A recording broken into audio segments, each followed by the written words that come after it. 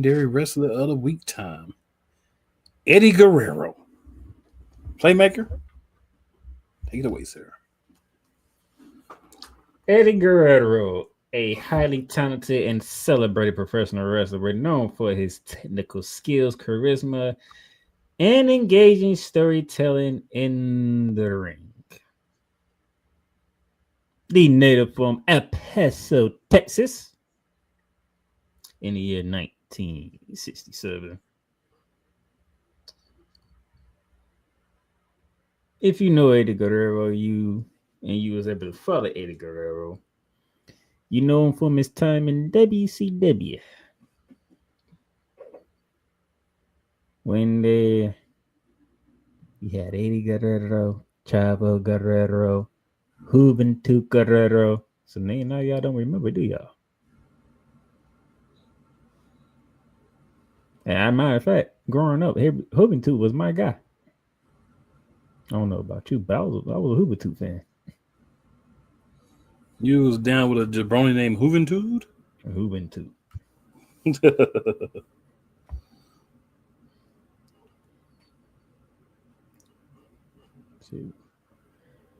Juventud was that dude before Rey Mysterio was that dude. Am I lying? Not to you. You're not lying to yourself. You believe that. We is talking about WCW, okay? Ain't talking about overall. But Eddie Guerrero, it wasn't until he was in WWE when he started to really ascend to the top. As a member of what faction there, sir? The LWO. Just for you guys that may not remember. And then after a while, WCW on the LWO. And they basically transformed them into the Filthy Animals. And I can't say that I would blame anyone after that happening to me for saying, I'm going to leave and go to the competition.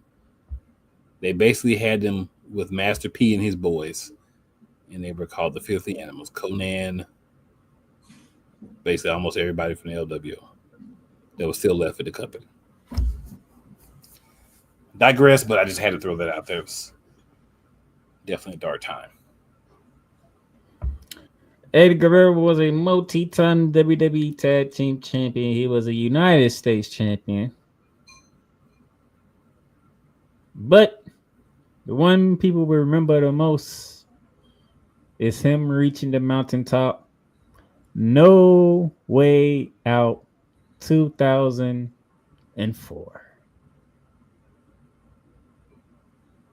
Where he beat the Beast Brock Lesnar. Brock Lesnar. Back when Brock didn't lose much. Back when you was afraid to actually stand across from Brock.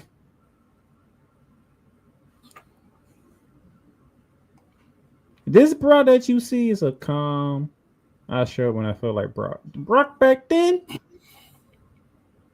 Brock was seeing red.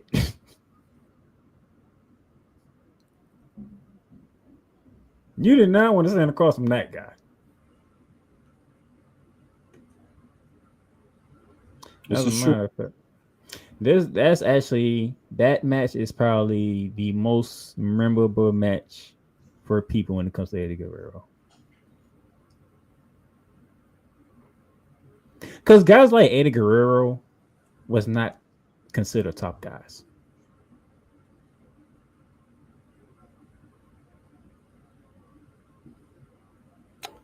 No. Nowhere near it. And I'm gonna bring a name up that might strike people in some type of way, form or fashion. It shouldn't. It was the same night when Chris Benoit became the world heavyweight champion. And they embraced. It was a feel-good moment. And I got to stop right here I knew we would get to this point, so I just gotta stop working. I gotta say this. For all of you wrestling fans who have glizzy globbed Terry Bollea, aka Hulk Hogan, on his death and said, "Oh, all the stuff off, you know, the ring, outside the ring, it doesn't take away from the character." We have to say the same thing then for Chris Benoit. We have to say the way his life ended, that's tragic, terrible. That's not something you ever want to hear or be a part of. But we have to stop picking and choosing who we say we're going to separate you away from the ring with your in the ring and who we don't. If we're going to do it, we need to blanketly do this and say, let's give the props to the dude of Chris Benoit, the wrestler. Chris Benoit, the man, we found out at the end, was garbage. But the wrestler was a darn good wrestler, the Rabbit Wolverine. And we're basically removing him from everything because of what he did. Again, not taken away from the tragedy, and yeah, it was terrible, but that happened outside of wrestling. That's my soapbox for the evening, y'all. It ain't even that bad, but that's my soapbox for the evening.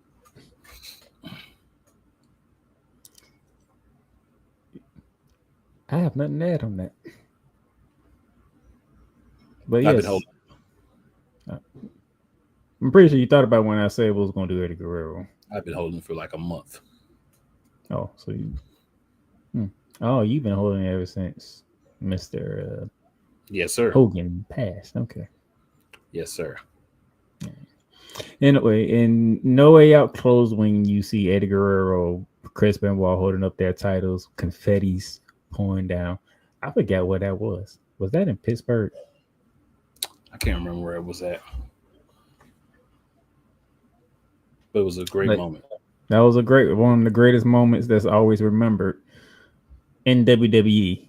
That moment right there. Known for his persona or catchphrase of lie, cheat, and steal. If y'all want to know why I enjoyed the AJ Styles Dominic Mysterio match so much, because that's pretty much what they was doing. They paid homage to Eddie Guerrero. I would like to know who idea was that, by the way. Who came up with that idea? Because that was a great idea for SummerSlam. I loved AJ Styles, though, just because that was more unexpected. Right? We're not expecting that Dom will come out and, you know, kind of honor Eddie Guerrero. But AJ Styles doing it, that was dope. Low ride and everything. Especially known for the low rider. Yeah. Eddie Guerrero made driving a low rider cool. Yeah. The Latino Heat. We can talk about his time when he was sweet talking the ninth wonder of the world, China. Mamacita. Being the Latino Heat. Latino Heat. Eddie was a character that everybody loved watching. Yeah. When you saw Eddie Guerrero on your TV, you know you finna get something to make you smile or to make you laugh. That's true. It's very true. You want to know how those of you who are new to wrestling and trying to figure out where did all of this, and let me fake hit somebody with a chair and throw it to you and you catch it and you get caught with it. It started with Eddie Guerrero. It did start with Eduardo Herrera. And every time he did it, you laughed. Because it worked every time. It did. It definitely did. I remember somebody posted, one of the people who cover wrestling, they posted his the one he did when it was him and Batista going against Eminem. And he swung and went for Mercury. Mercury ducked. He hit Batista. He looked at me.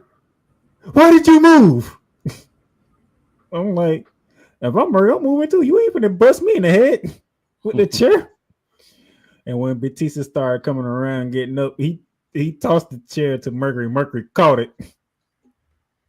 And you pretty much can figure out what happened to Mercury after that. And Eddie Absolutely. that sat and Eddie that is laid there like he got hit with a chair. He just coming around. I mean, if I'm Eddie, that's what I'm doing too. I ain't mad at him for that. It's kind of smart.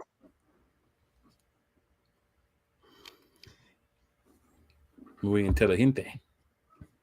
Eddie was great, man. Eddie was a character. You know how you love, you know how people rave about Bray Wyatt and the character that he was. That was Eddie Guerrero for us when we was growing up. That was Eddie. You just want to see what crazy stuff Eddie Guerrero was finna do next, and watch somebody get in trouble for it, and he just in the background laughing.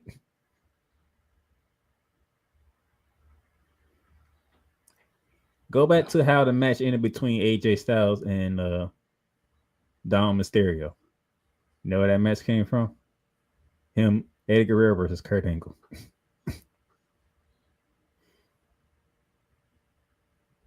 Losing the boot because he knew Kurt Angle wanted to go for that ankle lock. Step out of the boot, roll Kurt Angle up to retain the title.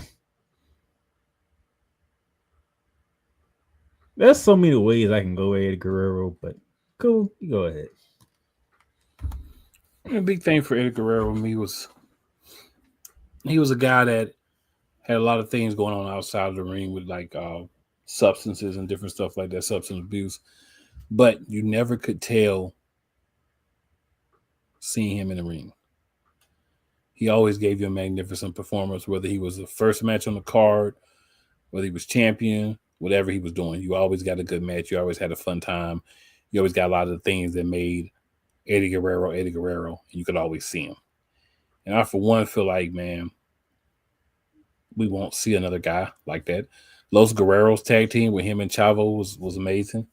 Um, the work with Chavo Classic, who he named Chavo Classic, Chavo's dad, you know, that was great work too. He's just a guy you could give him rotten lemons and he'll find a way to make at least some decent tasting lemonade out of it. And he was definitely one of those guys along with Chris Jericho and others, but those are two of the main ones I would say were definitely underused in WCW. And if they had had sense enough to put them in the right spots, we may not be talking about WCW being part of WWE right now. They lost their good young talent to WWE, and Eddie Guerrero was one of those pieces with the Radicals. Um, Shout out to all the guys that were in the Radicals: Perry Saturn, Dean Dean Malenko. as well as Chris Benoit, because that was a good group, and they came together, man. They did a lot. I feel like for people seeing how good guys in WCW were outside of WCW. You know, because a big thing that a lot of people wanted to talk about was, oh, WCW wrestlers only good because they're wrestling other WCW wrestlers. They're not really good. But when you saw what those guys did, you're like, oh, those guys are good. And you say what you want about the other people, but those guys, yeah, they're not playing. And it was fun for me to see. I enjoyed it. And I definitely enjoyed everything about Eddie Guerrero. I thought he was one of my favorites growing up, top notch guy. Did so much for the business, and I mean, look at the changes, bro. He went from the mullet to the short hair with the blonde streaks and everything. He got bigger as he went on his WWE career. But we be remiss, man, if we didn't talk about the impact his passing had on so many people. And I unfortunately like to think that this is getting a little serious here, y'all. So if you don't like it and get serious, I apologize. But I really think that had a lot to do with Chris Benoit's failing mental capacities was when he lost Eddie. It hurt Chavo a lot, but even Chavo said that he thinks it hurt Chris even more than him. And As a matter of fact, it's very unfortunate. I don't even think if Eddie wouldn't have passed, I don't even think Rey Mysterio would have had that run that he had in 06. He may would have had the run, um, but it might have been a little different. But Eddie was An entertainer, man. Just a And raw entertainer, bro. He can entertain you. and matter of fact, if those if as that we saying that Dominic Mysterio is getting popular even as a heel, which is crazy to say. But you can thank Eddie Guerrero because that rivalry between him and Rey Mysterio for the cuss out Dom introduced Dom to wrestling. Yeah, so when Dom says he's like a 20-year veteran, he's actually not lying. Crazy as it sounds, he's not lying. But Eddie Guerrero, for me, I know most people probably say NWO and all, but when you looked at Eddie Guerrero, you didn't see Eddie Guerrero as a heel, even though his persona was a heel. That's fair. You didn't see him as a heel. You was just like, man, this is Eddie, bro. That's Eddie being Eddie. Latino Heat. Love Eddie Guerrero. It was very surprising when he passed in 05 out of nowhere. Are you talking about a death that shook the core of that roster? It was Eddie Guerrero.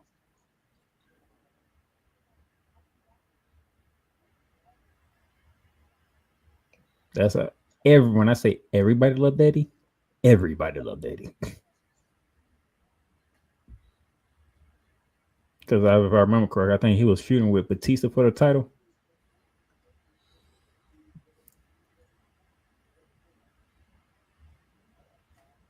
They literally, matter of fact, they dedicated that whole entire SmackDown show to Eddie Guerrero. You can say what you want about Hulk Hogan, Chris Benoit. You can say any wrestler that passed away. There was no show that was dedicated from start to finish like they did with Eddie Guerrero.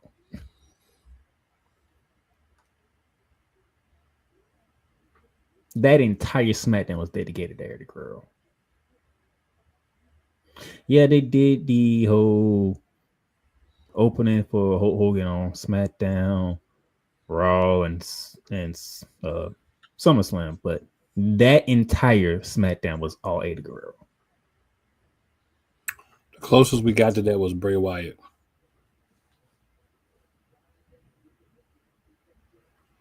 Yep. It's the gone too soon aspect that kind of puts it over the top for me, for him and Bray. But yeah, Eddie, man, that was tough.